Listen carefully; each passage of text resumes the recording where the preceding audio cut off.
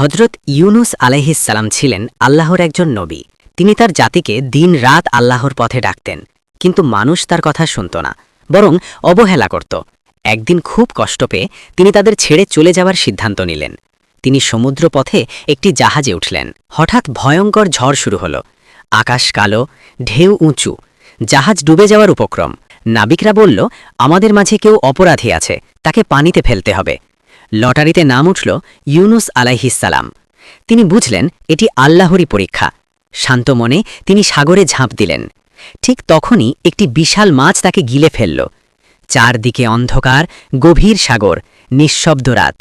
মাছের পেটের ভেতরে তিনি আল্লাহর কাছে কাঁদতে কাঁদতে দোয়া করলেন, লা ইলাহা ইল্লা আন্তা সুবহানাকা ইন্নী কুনতু মিনাজ জালিমিন। তার আন্তরিক তওবা ও দোয়া আল্লাহ কবুল করলেন। আল্লাহর হুকুমে মাছটি তাকে নিরাপদে তীরে ফেলে দিল। সেই দিন থেকে তার কওম তওবা করল এবং আল্লাহর পথে ফিরে এল।